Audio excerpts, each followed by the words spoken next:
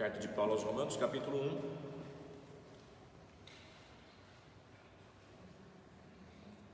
1. O trecho agora que nós estamos estudando vai dos versos 19 a 21, mas ele é um todo maior, naturalmente. Mas nós vamos ler Romanos, capítulo 1, vamos ler 18 novamente, até o 21. 18 nós já falamos, mas vamos ler porque é uma sequência aqui do texto. Romanos capítulo 1, versos 18 até o 21. O tema continua, ou na verdade continua sendo a ira de Deus, mas passando agora para as razões da ira de Deus. Portanto, a ira de Deus é revelada dos céus contra toda a impiedade e injustiça dos homens que suprimem a verdade pela injustiça. Pois o que de Deus se pode conhecer ou se pode conhecer é manifesto entre eles, porque Deus lhes manifestou. Pois desde a criação do mundo, os atributos invisíveis de Deus, seu eterno poder e sua natureza divina têm sido vistos claramente, sendo compreendidos por meio das coisas criadas, de forma que tais homens são indesculpáveis, porque tendo conhecido a Deus, não o glorificaram como Deus, nem lhe renderam graças, mas os seus pensamentos tornaram-se fúteis, e o coração insensato deles obscureceu-se. Então essa primeira parte vai falar das razões para a ira de Deus.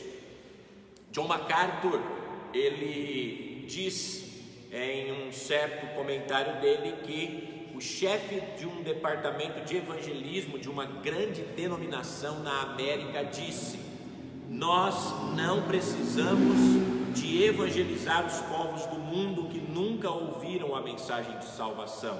Nós precisamos anunciar-lhes que já estão salvos. Esse líder reflete a crescente onda do que chamamos de universalismo, a crença de que porque Deus é muito amoroso e gracioso, Ele não vai enviar ninguém para o inferno. Em última análise, essa visão distorcida das Escrituras diz que todos irão para o céu. E se isso fosse verdade, obviamente, não haveria lugar para julgamento na proclamação do Evangelho.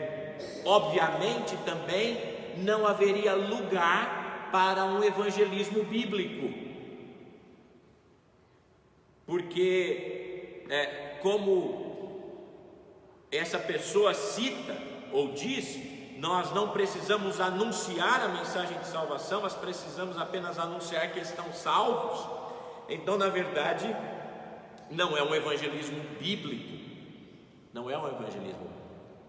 Nós também temos os nossos, no nosso país, ditos pregadores, ensinadores, alguns pregando para grandes multidões, que também tem essa visão distorcida das Escrituras, dizendo que, talvez não afirmando categoricamente, mas deixando que meio que no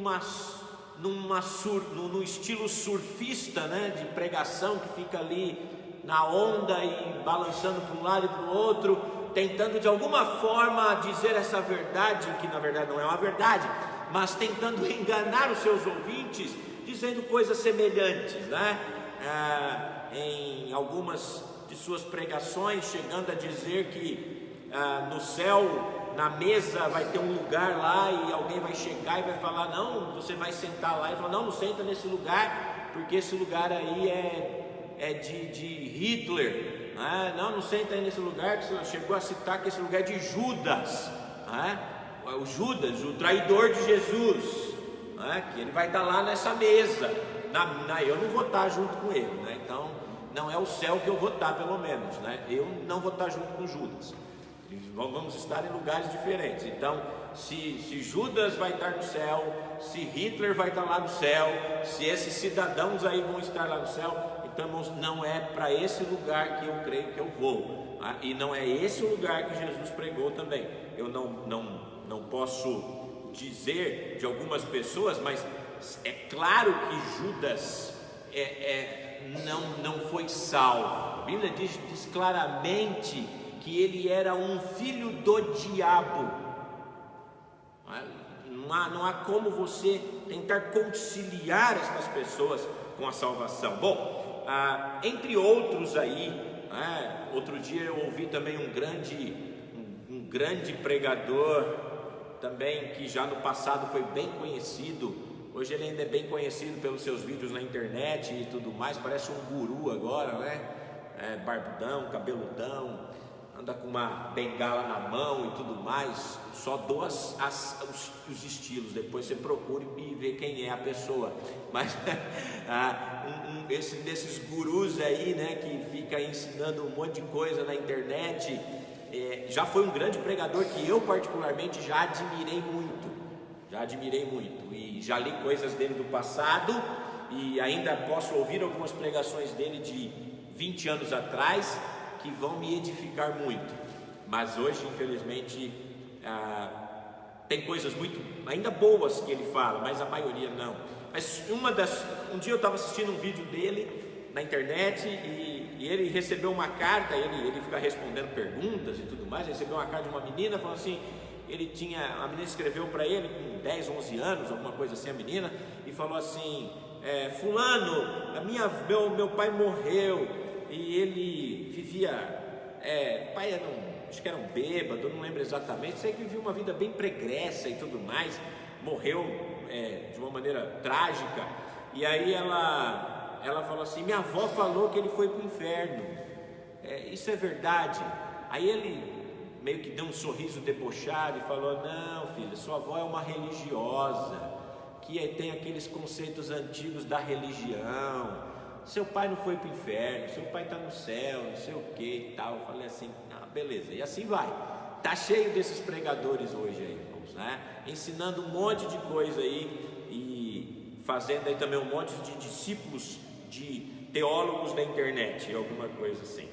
Bom, citando novamente John MacArthur, ele diz o seguinte: alguns anos atrás, um artigo no The Times de Londres informou que 14 grupos de estudo de uma igreja em Oldford olhou para os Salmos, lá no Velho Testamento, e concluiu que 84 daqueles Salmos não eram aptos para os cristãos lerem ou cantarem, porque eles argumentaram que nestes Salmos haviam muitas palavras de ira e vingança, o que não era compatível com o evangelho cristão do amor e da graça.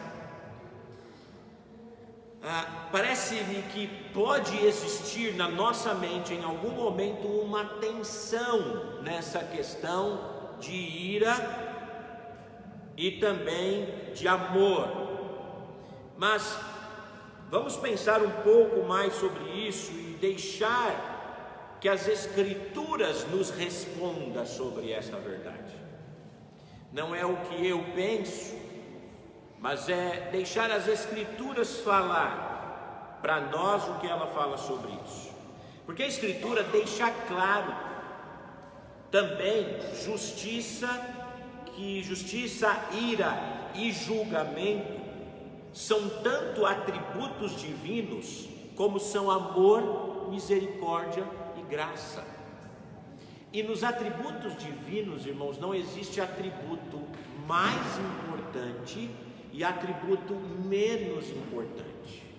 Não podemos colocar o atributo do amor aqui, e aqui o atributo da graça, e aqui o atributo da misericórdia, e aqui a justiça, e aqui o julgamento, e aqui a ira lá embaixo, porque nós não gostamos destas coisas. Não, eles são equânimes, eles são todos compatíveis. Não existe atributo maior e atributo menor. Deus não é mais amor e menos julgamento. Não, eles são em linhas iguais. Nós vamos continuar pensando sobre isso aqui. Em Deuteronômio, nos capítulos 27 e 28, irmãos, mais de 50 versos falam sobre julgamento. e esse julgamento viria da parte de Deus por aqueles que violassem os seus mandamentos. Também Jeremias, numa resposta de Deus a ele, por um apelo de vingança, Deus disse o seguinte, Jeremias 19, 3-7: ouçam a palavra do Senhor, reis de Judá e habitantes de Jerusalém. Assim diz o Senhor dos exércitos, Deus de Israel: trarei desgraça tal sobre este lugar que fará retinir os ouvidos daqueles que ouvirem isso, porque eles me abandonaram e profanaram este lugar, oferecendo sacrifícios a deuses estranhos, que nem eles, nem seus antepassados, nem os reis de Judá conheceram, e encheram este lugar com sangue de inocentes. Construíram nos montes os altares dedicados a Baal, para queimarem os seus filhos como holocaustos oferecidos a Baal, coisa que não ordenei, da qual nunca falei, nem jamais me veio à mente. Por isso, certamente vem os dias, declara o Senhor, em que não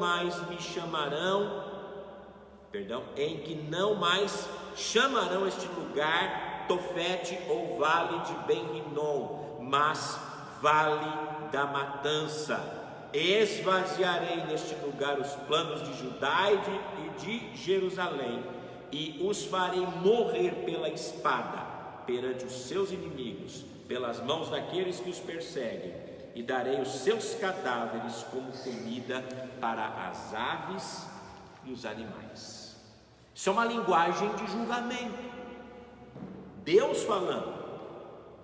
Isaías também declara o seguinte, capítulo 13, versículo 9: eis que o dia do Senhor vem, horrendo, com furor e ira ardente, para pôr a terra em desolação e exterminar os pecadores.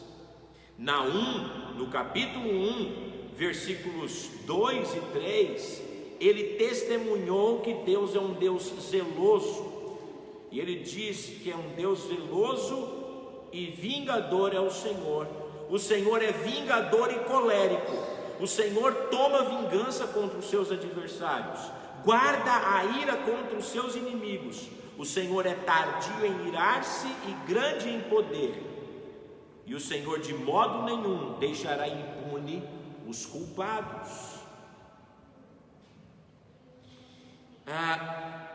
Alguns pensam que a ira e o julgamento de Deus são os principais conceitos do Velho Testamento, ou são principais conceitos no Velho Testamento.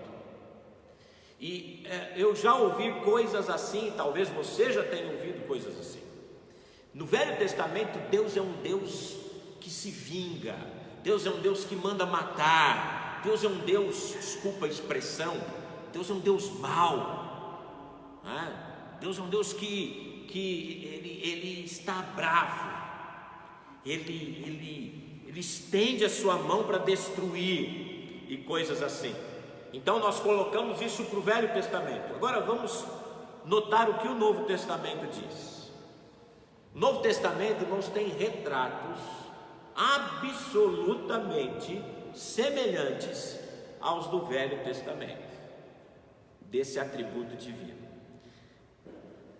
Quando um grupo de fariseus e saduceus foram a João Batista para serem batizados, João os despediu com as seguintes palavras: raça de víboras, quem vos induziu a fugir da ira vindoura?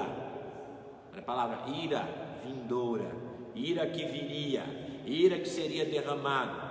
Portanto, façam ou tenham frutos dignos de arrependimento. João falou: não vou batizar vocês, vocês não se arrependeram. Vocês não se arrependeram. Está em Mateus 3.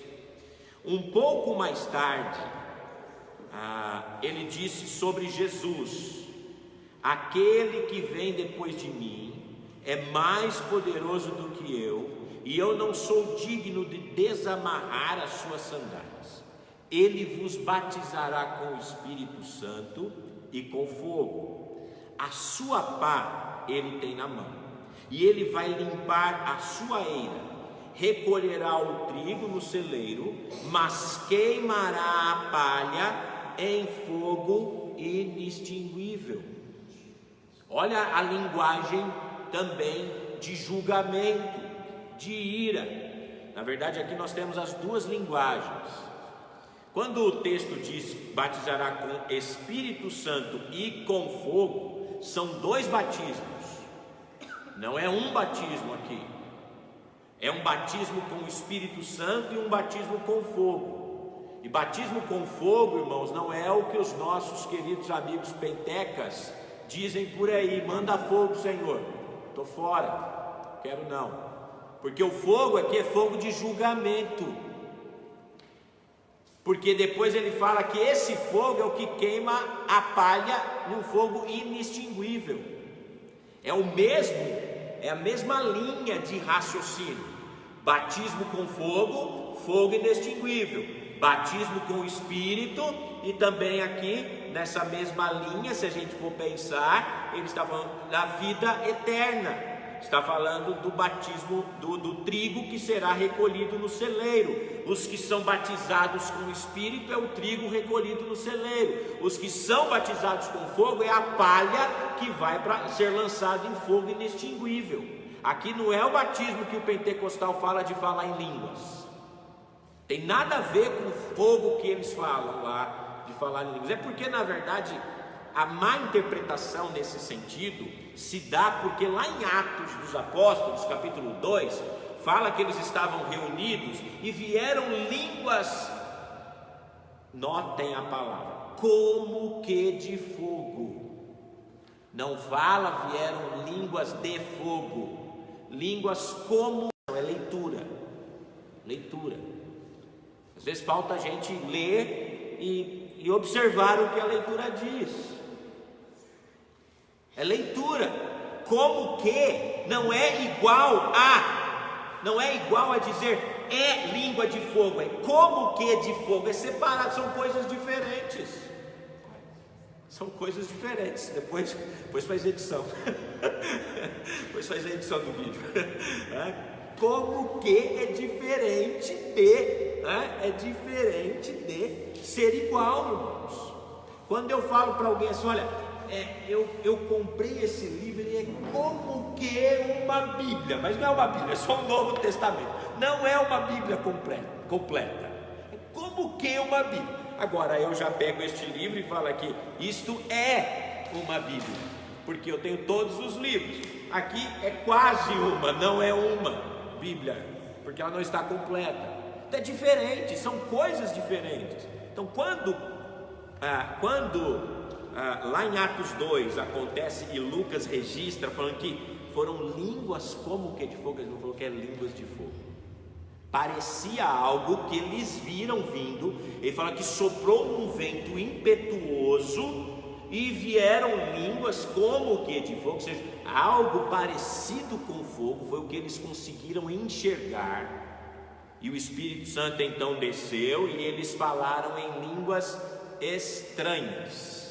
E aí nós temos um outro problema, porque línguas estranhas não são línguas ininteligíveis, línguas que não podemos entender, são línguas inteligíveis. A palavra estranha, a melhor tradução, o problema é que as versões antigas traduziram como línguas estranhas, e aí ficou como uma língua que a gente não pode entender, como uma glossolalia, né? um balbuciar de palavras que não existem, ou aí pegaram e falaram que era a língua dos anjos.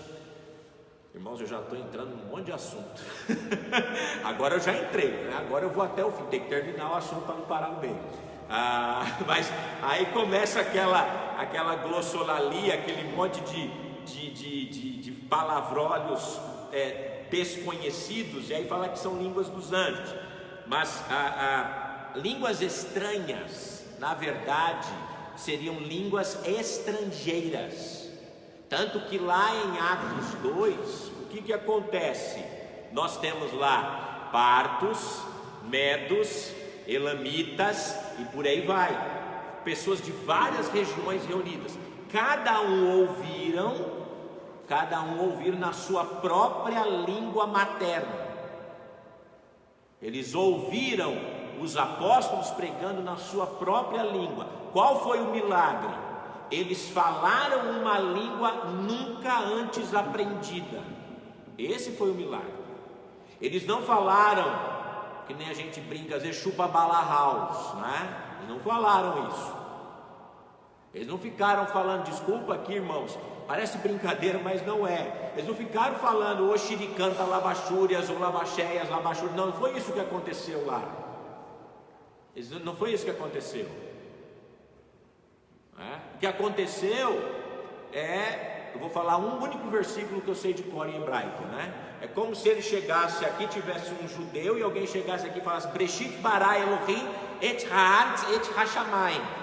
Eu falei línguas, mas é uma língua hebraica. No princípio criou Deus os céus e a terra. Foi isso que eu falei. É inteligível. Quem conhece vai falar, eu sei o que ele falou. No princípio criou Deus os céus e a terra. E por aí vai. Se eu tivesse com o Novo Testamento grego aqui, eu li alguma palavra que os irmãos também, se tivesse um grego, ia falar. Eu não sei muitas coisas de cor na minha cabeça aqui para fazer uma frase inteira no momento para os irmãos. Mas é como se eles tivessem aprendido uma língua e pregasse naquela língua. Foi esse o milagre que aconteceu. Não foi uma língua que eles não entendiam, foi uma língua que podia ser entendida e traduzida. Esse é o milagre que aconteceu em Atos 2. Aí o que acontece com essa teologia? Eles falam, não, eram línguas de anjos, porque lá em Coríntios 13, Paulo fala sobre língua de anjos. Fala ou não fala? Fala. Paulo fala. Ainda que eu falasse as línguas dos homens e dos anjos, se não tivesse amor, seria como o metal que soa ou como o símbolo que retine. Ainda que eu desse o meu corpo para ser queimado e não tivesse amor, nada disso adiantaria. Ainda que eu desse todos os meus bens aos pobres e não tivesse amor, nada valeria. Ainda que eu tivesse todo o conhecimento e toda a ciência, se eu não tivesse amor, nada valeria. Paulo falou tudo isso, ok?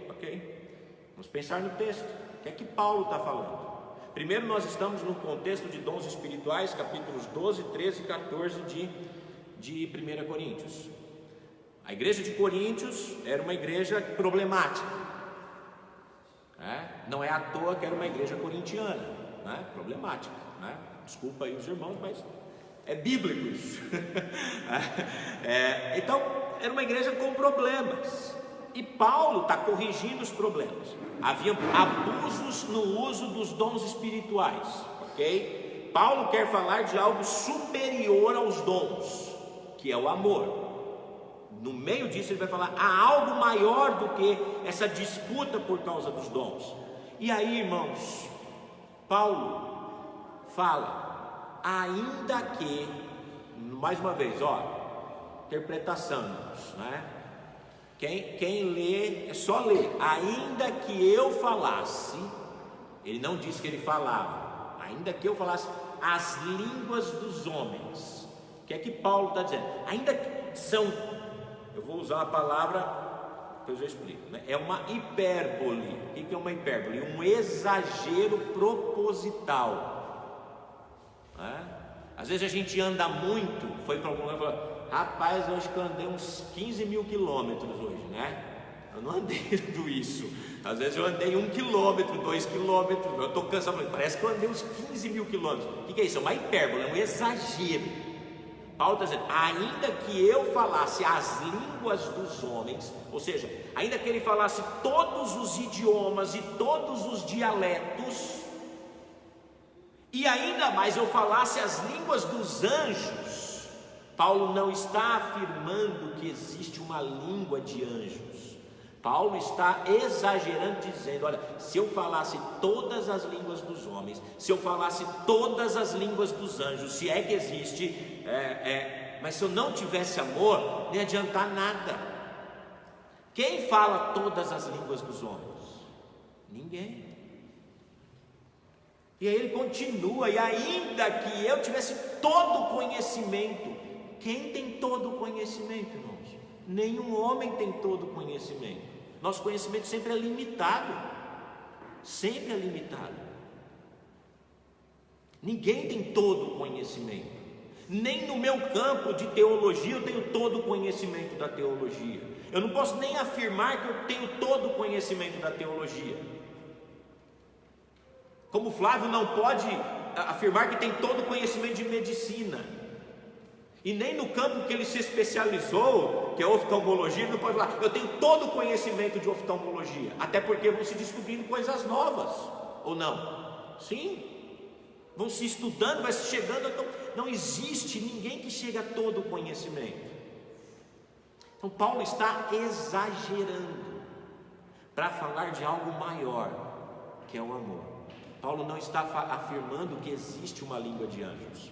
E se a gente for olhar na Bíblia, quando os anjos falaram uma língua humana. Quando os anjos falaram com Abraão, eles devem ter falado em aramaico com Abraão.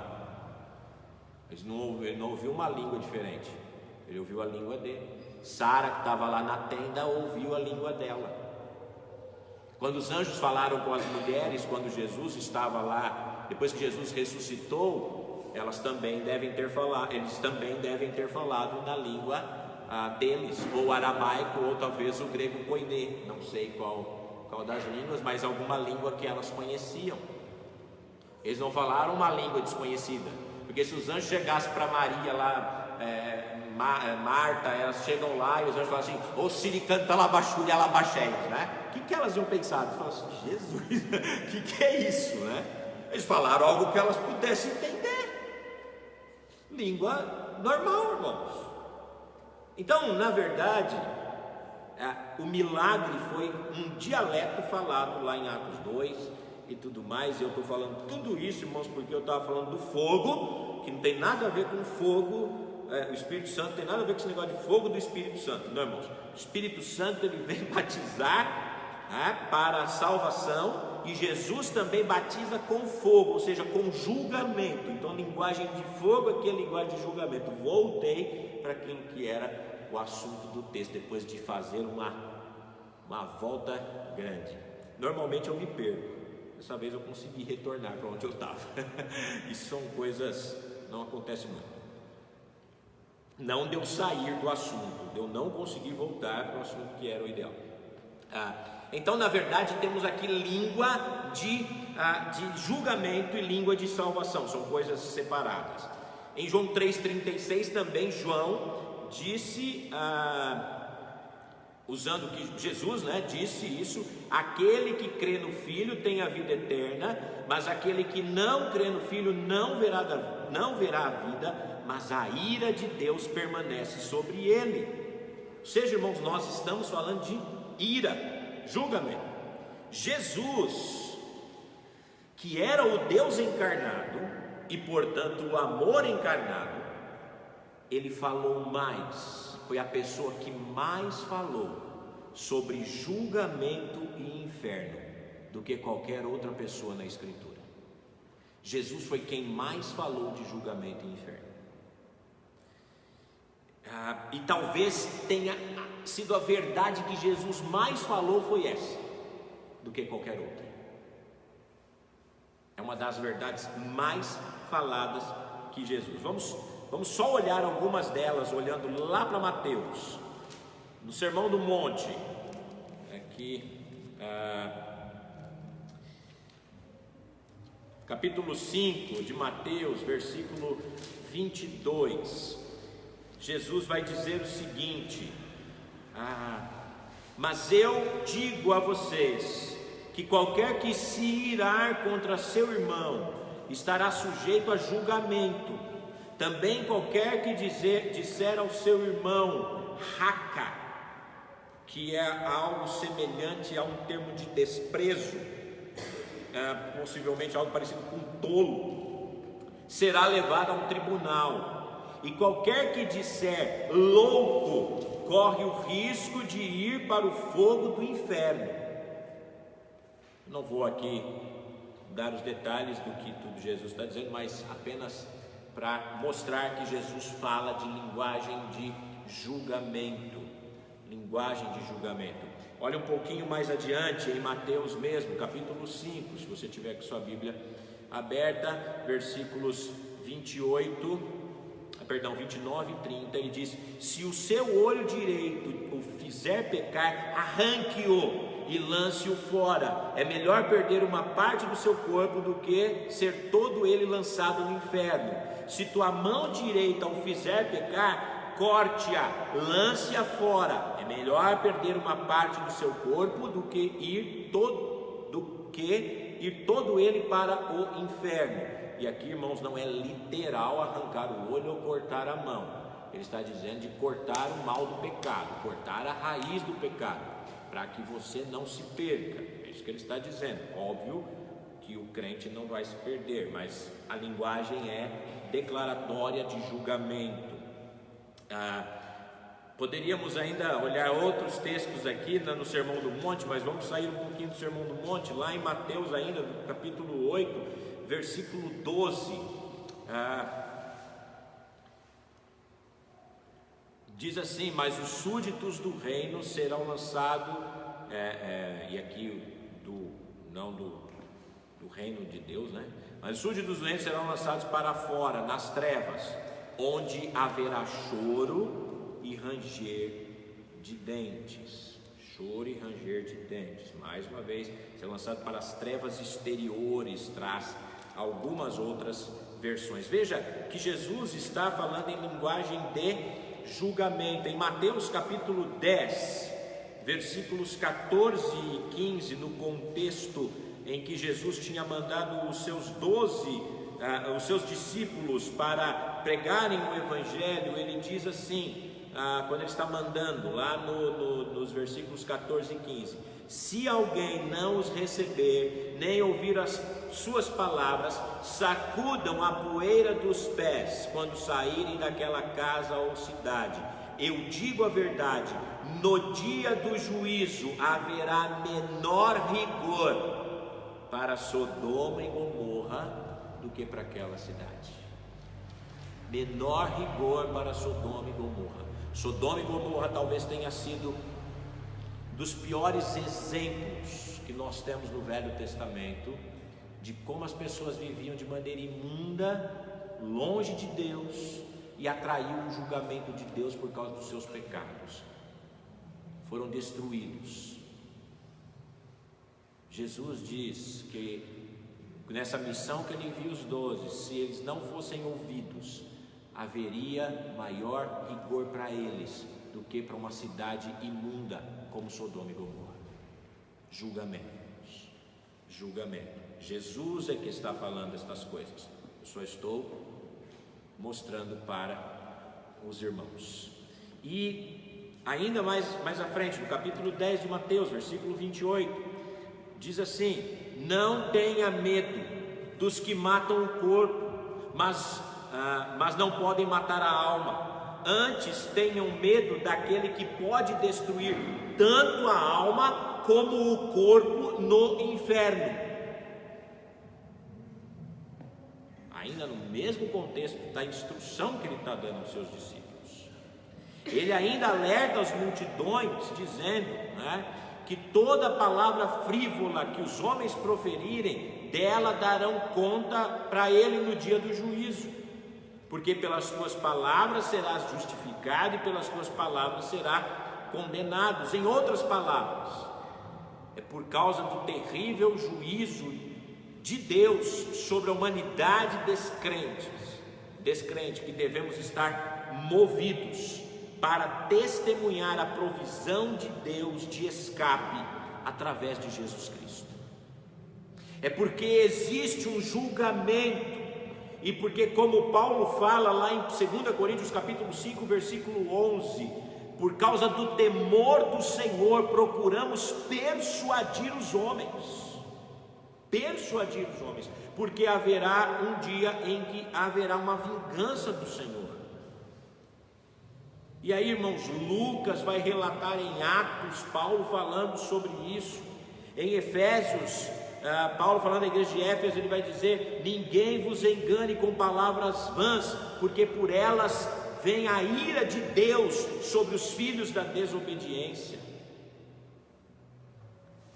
Romanos, Paulo fala de novo, o autor aos Hebreus, no capítulo 10 diz: se continuarmos a pecar deliberadamente, depois de receber o conhecimento da verdade, já não resta mais sacrifício pelos pecados, mas certa expectativa terrível de julgamento e a fúria de um fogo que consumirá os adversários. Hebreus 10, 26 e 27.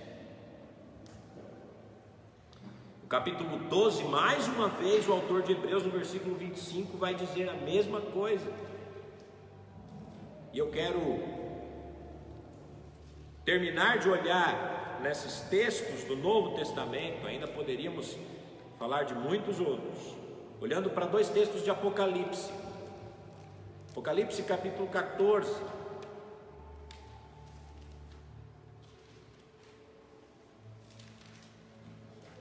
Apocalipse capítulo 14, versículos de 9 a 11.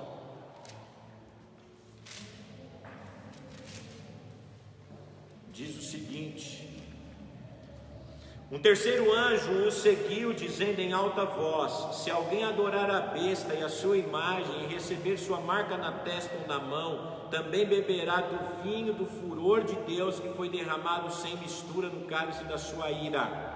Será ainda atormentado com enxofre ardente na presença dos santos anjos e do Cordeiro, e a fumaça do tormento de tais pessoas sobe para todo o sempre, para todos os que adoram a besta e a sua imagem, e para quem recebe a marca do seu nome, não há descanso dia e noite.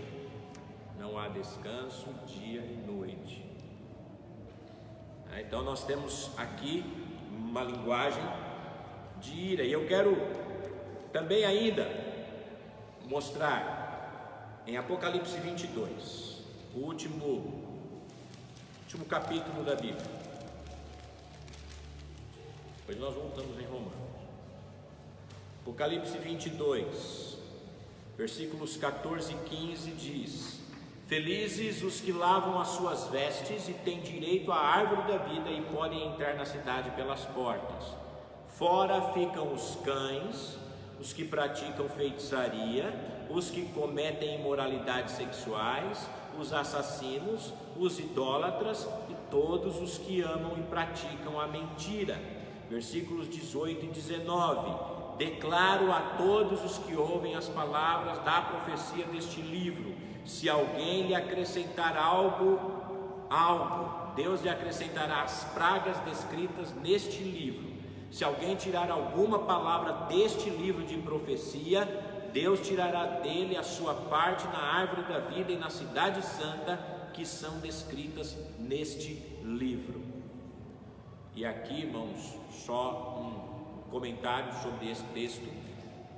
Note que João está falando do Apocalipse. João não está falando de todo o texto bíblico, ele está citando exclusivamente as pragas deste livro. Então está falando exclusivamente daquilo que ele está escrevendo, ok? Mas o que nós temos então, irmãos, é linguagem de juízo espalhada por todo o Novo Testamento. Então não é uma linguagem só do Velho Testamento, é uma linguagem do Novo Testamento também.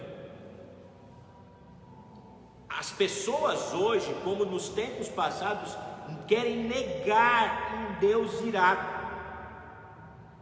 E essas negações têm pelo menos duas formas básicas. Um ensina o sono da alma, que a noção de que um incrédulo simplesmente entra em um sono eterno com a morte, sem sofrer qualquer tipo de punição consciente. E quem prega isso, quem ensina isso são os adventistas, o sono da alma. E a outra forma é a negação, que é o universalismo, que ensina que em última instância Deus salvará a todos. Então o sono da alma nega o inferno, diz que as pessoas no final vão ser extintas apenas, elas não vão sofrer. conscientemente, elas morrem e vão para um lugar onde elas apenas dormem.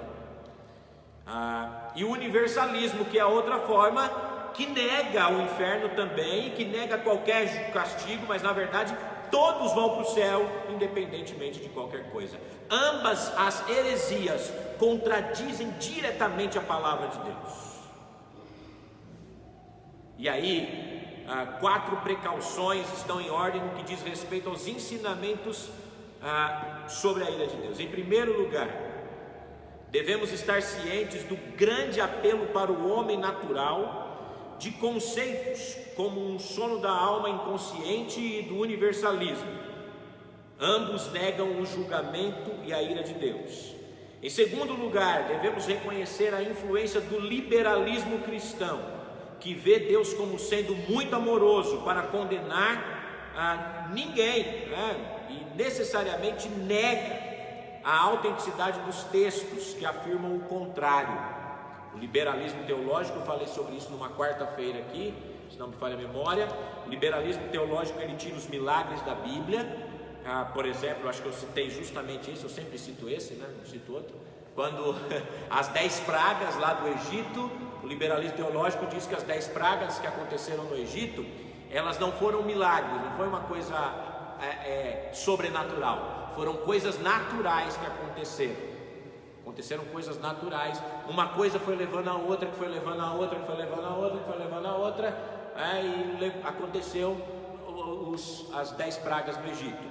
Eles só não conseguem explicar a 10ª praga, porque morreram só os primogênitos dos egípcios, e os primogênitos dos judeus não morreram, e aí eles não conseguem uma explicação racional para isso.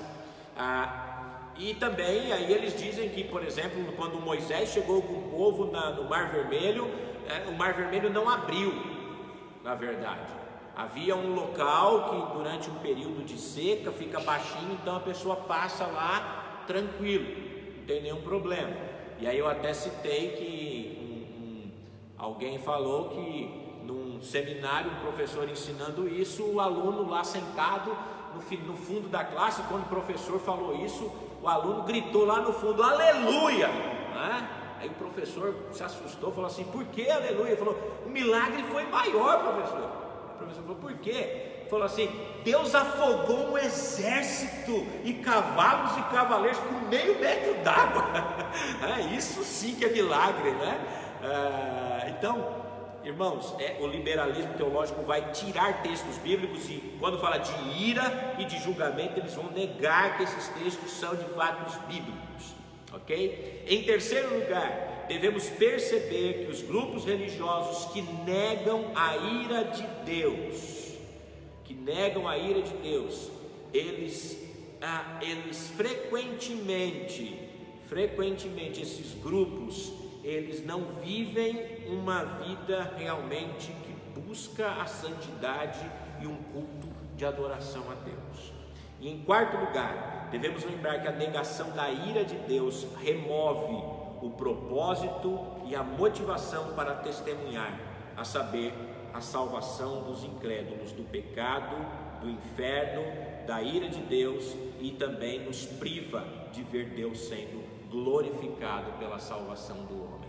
Porque se todos vão ser salvos indistintamente, que glória há nisso, se eles vão ser salvos de qualquer maneira. Não precisava nem da morte de Cristo, Deus salvaria. Um professor da Bíblia chamado Torrey sabiamente escreveu: vista de maneira superficial o pecado e a santidade de Deus, o pecado e da santidade de Deus e da glória de Jesus Cristo e suas reivindicações sobre nós, essa mentira que não há castigo impenitente, dessas teorias fracas, então quando vemos o pecado com toda a sua hediondez e enormidade, a santidade de Deus e toda a sua perfeição, e a glória de Jesus Cristo em toda a sua infinitude, nada além de uma doutrina que aqueles que persistem na escolha do pecado e que amam mais as trevas do que a luz e que persistem na rejeição do Filho de Deus, deve suportar angústia eterna Isso irá satisfazer as demandas de nossas próprias instituições morais. Ou seja, o que ele está dizendo é: apesar dessas falsas doutrinas que diz isso, nós, homens morais ou pessoas morais, exigimos punição de qualquer erro. Quanto mais grave, mais nós exigimos. Imagina Deus. Quanto mais Deus não vai exigir. Então, irmãos, a justiça e o juízo de Deus devem ser ensinados, pregados, mostrados. Deus é um Deus de justiça. Deus é um Deus que exerce juízo. A ira de Deus é contra toda a incredulidade, contra toda impiedade. E isso deve nos levar ao serviço incansável de pregar para que as almas sejam salvas. John Knox, um dos reformadores, implorou diante de Deus: dá-me a Escócia ou eu morro. Hudson Taylor, contemplando o destino das multidões não alcançado na China, ele orou fervorosamente: assim, eu sinto que eu não posso continuar a viver, a menos que eu faça alguma coisa pela China. Após o desembarque na Índia, Henry Merck disse: aqui estou eu, no meio da noite, no meio de pagãos e opressores selvagens. Agora, meu caro Senhor, deixe-me queimar por ti. Adoniran Judson, um missionário famoso na Birmânia, passou muito tempo e muitos anos cansativos para traduzir a Bíblia para as pessoas. Ele acabou sendo colocado numa prisão por causa do seu trabalho, e nesse período sua esposa morreu. E após ele ser liberado, ele contraiu uma doença grave que minou pouco da sua energia que restava. No entanto, antes ainda de morrer, ele orou: Senhor, deixe-me terminar o meu trabalho. Me poupe o tempo suficiente para colocar a palavra que salva nas mãos do povo. Nas mãos do povo. E como muitos outros, e todos estes homens, irmãos, eram homens fiéis à palavra de Deus, que amavam a palavra de Deus. Romanos 1,18 começa com a clara afirmação da ira de Deus contra toda impiedade e injustiça dos homens. Paulo também disse que por natureza os incrédulos são filhos da ira, nascidos para a ira, e como herança natural da sua humanidade caída é a ira. Com a queda, o sorriso de Deus virou uma carranca. Moisés retoricamente perguntou: quem pode conhecer o poder da tua ira e o teu furor, de acordo com o temor que é devido a ti? Salmo 90:11. O escritor puritano Thomas Watson disse: como o amor de Deus faz todo o amargo doce, por isso a maldição de Deus faz com que cada coisa doce se torne amarga. George Rogers disse que a justa ira nunca aumenta, nunca diminui, é sempre na maré enchente, na presença do pecado, porque ele é imutavelmente e inflexivelmente justo.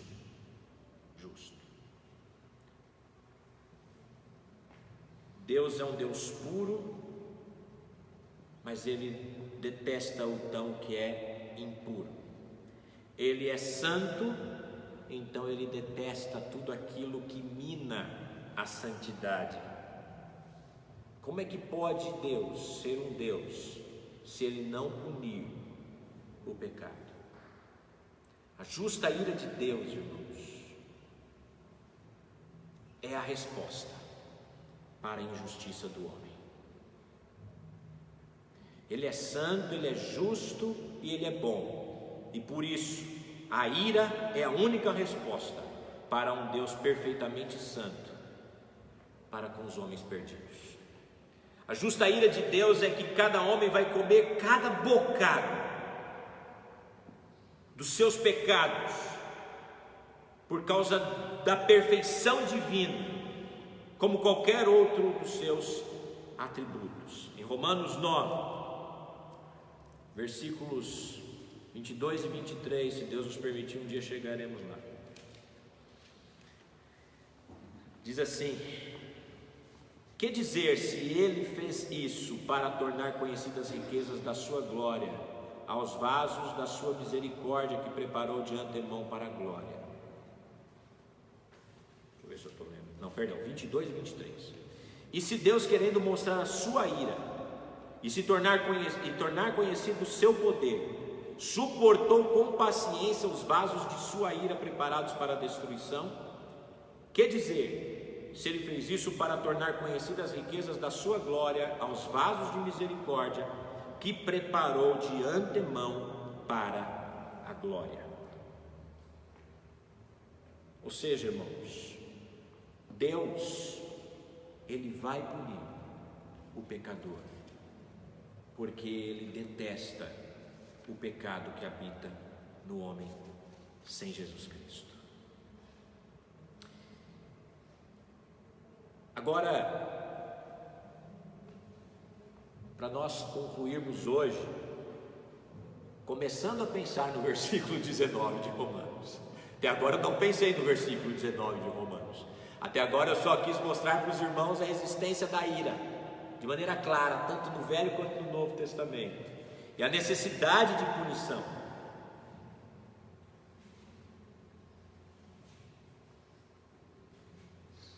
A pergunta que talvez surja é: por que está todo mundo nascido sob a ira e condenação de Deus?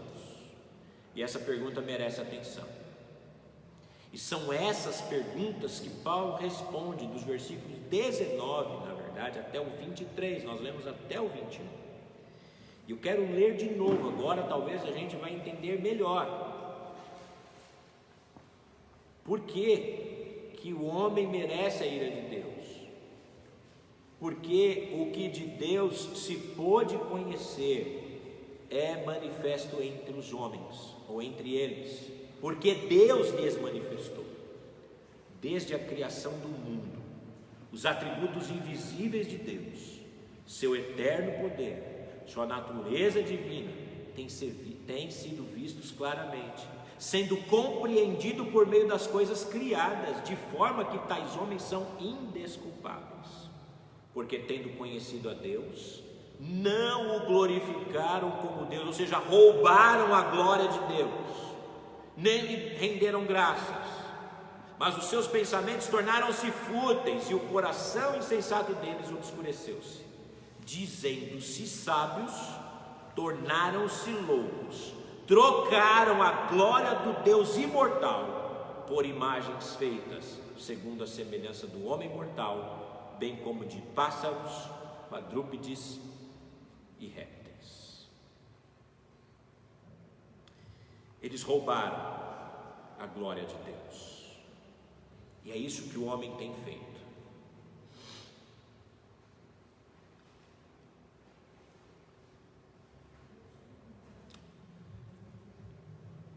Durante o sacerdócio de Eli, eu estou terminando, enquanto o jovem Samuel ainda servia com ele no templo, Israel chegou a um nível espiritual tão baixo. Havia muito trabalho religioso, mas pouca fé e obediência genuína. Pensando em usar a Arca da Aliança numa espécie de encanto mágico para conseguir a vitória, Israel levou para a batalha a Arca da Aliança contra os filisteus. Mas Israel não só perdeu 30.000 homens na batalha, mas também perdeu a Arca da Aliança para o inimigo. Depois de sofrer inúmeras experiências desastrosas e embaraçosas com a Arca, que aí, se você ler a história, você vai lá para nos colocar no templo do deus Dagom, e o Deus se curvava todo dia na Arca da Aliança, a imagem caía de joelhos diante da Arca da Aliança. Depois disso, eles enviaram uma oferta de culpa para amenizar a ira de Deus contra eles, e mandaram essa arca para a casa de um Obed-Edom.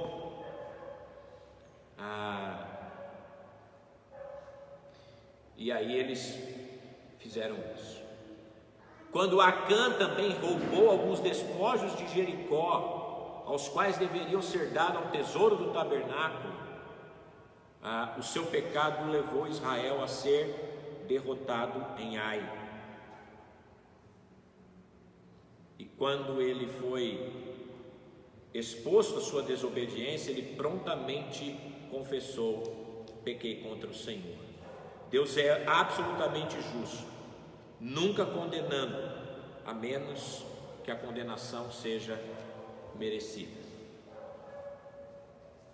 Acã e os filisteus eram culpados diante de Deus, mereceram a sua ira e morreram por isso.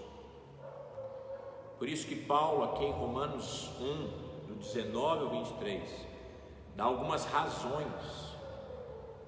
porque toda pessoa que nasce sem Jesus, todos nós, a não ser por Jesus, merecem estar debaixo da ira de Deus. E essas razões são identificadas como revelação de Deus, rejeição do homem, racionalização do homem e a religião do homem. Deus se revelou, mas o homem rejeitou, e o homem quis fazer Deus, ou o seu Deus, através da sua razão, e ele criou a sua própria religião à parte de Deus. Essas são as razões da ira de Deus, e nós vamos olhá-las depois, daqui 3 semanas apenas, 3 semanas, quando nós voltarmos e olharmos claramente agora, detalhadamente, esses pontos, olhando esses próximos versículos. Que Deus nos capacite a viver para a glória dele e nos capacite a pregar o Evangelho, a fim de que o homem fuja da ira vindoura. Amém? Hoje eu fui bem, irmãos, quase 1 hora.